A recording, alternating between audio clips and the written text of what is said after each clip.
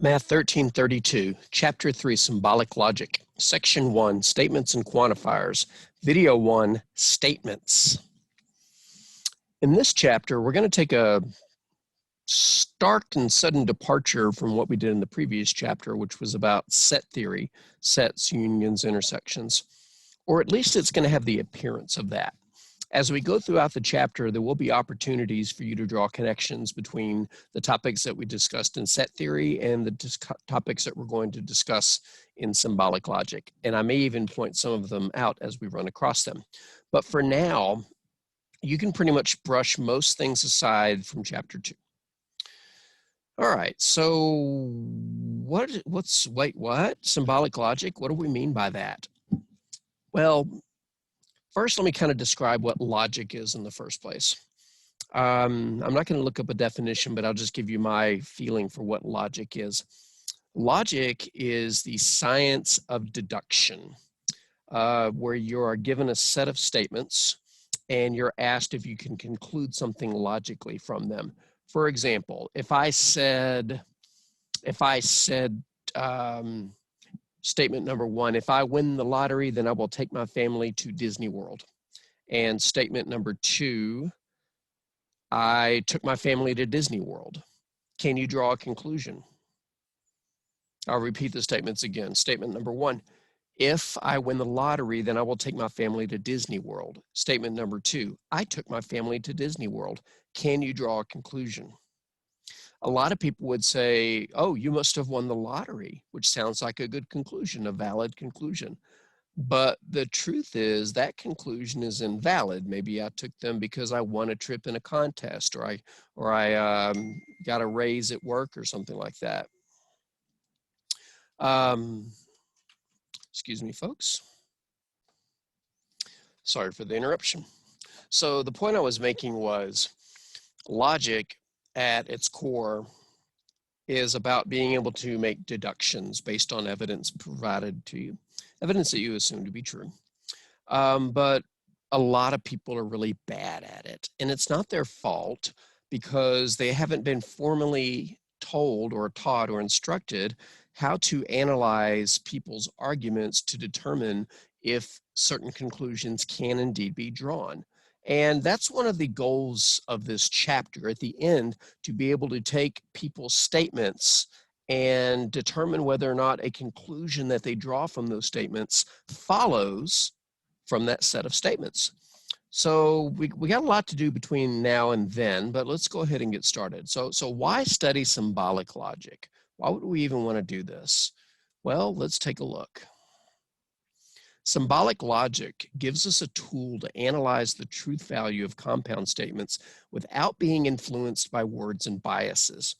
Truth values of compound statements are based on sentence structure and based on truth values of simple statements. Now, there's a few phrases in there you may not be familiar with yet: compound statement, simple statement, and some of you are going to start thinking, this sounds more like an English class or a grammar class than a math class. Well, logic is a foundation of mathematics that can be applied outside of what you consider mathematics.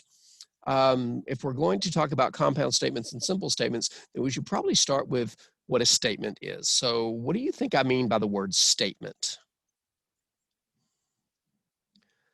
A statement is a declarative sentence that can be objectively determined to be either true or false, but not both. And that reminds me, there was an example I wanted to include, which you'll see in a moment, that sounds like a declarative statement, but can't be assigned a truth value. I'm going to pause the video, sneak it in at the end, and then resume.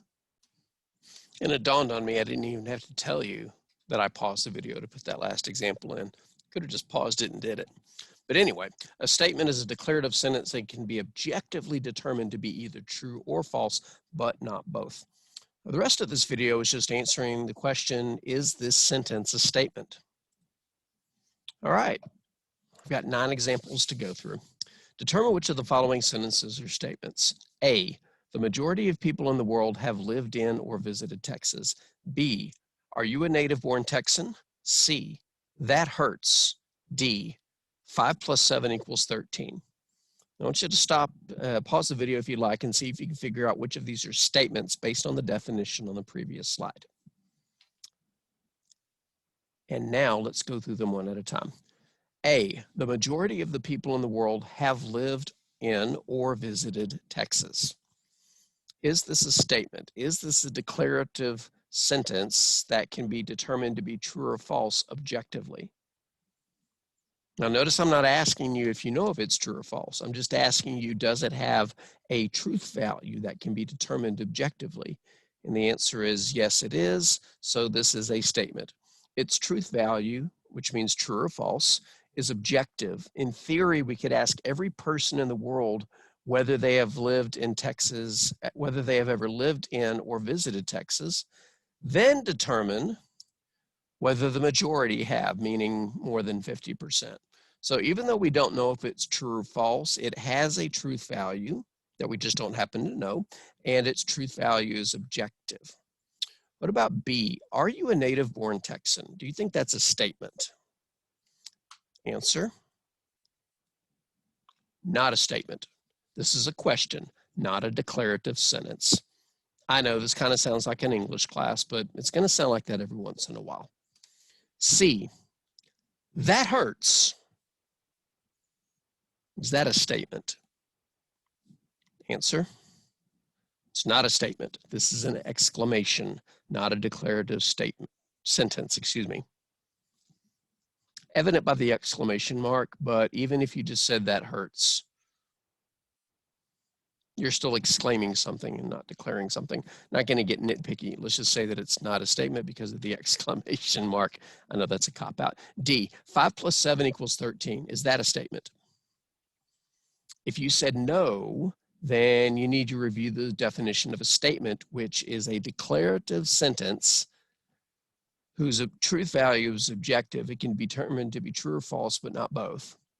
5 plus 7 equals 13 is a statement. It happens to be a false statement, but it's a declarative sentence whose truth value is objective. Remember, we're not asking, is it true or false? We're asking, is it a statement, which means, does it have a truth value, meaning it's either true or it's false, that can be determined objectively without being true and false at the same time. 4 more. Determine which of the following sentences or statements. E, one of the main characters in the Scarlet Letter is Hester Prynne. You don't have to have read the Scarlet Letter to be able to answer this question or remember reading it. Can this statement's truth value be determined objectively? And the answer is yes. This is a statement. It is a declarative sentence whose truth value is objective. It happens to be true. It's the one, she's the character who was accused of adultery and had to wear the scarlet A so that everybody knew it. F, Afterlife is a great show. Afterlife is a show on Netflix starring Ricky Gervais. So what do you think? Statement? Not a statement. Its truth value is subjective. In other words, it's an opinion. I might think it's a great show. You might think it's not a great show. Somebody else might not have an opinion because they've never seen it. But because it's subjective, in other words, an opinion, it is not a statement. You cannot determine the truth value of a subjective statement. It's called subjective for a reason. G, all songs written by Weird Al Yankovic are parodies of other songs. Some of you may not have heard of Weird Al Yankovic. He hasn't put out an album in, I believe it's been about 7 years. But he's an artist, a comedic artist who started in the very early 80s when I was in school, when I was a kid. But you may have heard of him. All songs written by Weird Al Yankovic are parodies of other songs. Statement or not a statement? Remember, I'm not asking if it's true or false. I'm asking if its truth value can be objectively determined. Well, assuming that you can get on the internet, search a catalog of his songs, and see whether or not they're parodies, you can answer this. This is a statement. Although you may not be familiar with the entire catalog of Weird Al, its truth value is objective. Whether you know it's true or false is irrelevant. This statement happens to be false. He's written many songs that are not parodies. H, some songs written by Weird Al Yankovic are parodies of other songs. Again, you may or may not know whether it's true or false, but that doesn't make it a statement or not. What makes it a statement is whether or not its truth value is objective, and cannot be true and false at the same time. This one is a statement. The truth value is objective. Whether or not you know it's true or false is irrelevant. This statement happens to be true. Actually, it's the thing that Weird Al Yankovic is most known for, although he's done quite a few original songs. Most of his songs, like Amish Paradise or White and Nerdy or Eat It, if you want to go way back in the 80s, are his more popular songs. But he has written some parodies, just a few. Before we go on to the last one, I want to compare statements G and H, because the statements are exactly the same except for one word. They're both statements, but one of them's false and one of them's true. G says all songs written by Weird Al are parodies. H says some songs are written by Weird Al are parodies. Some people gloss over the words all and some, but they're critical when determining the truth values of statements. We'll get into a discussion about quantifiers like all and some in a subsequent video. All right, let's take a look at one more. Okay, this statement is false. Is that a statement?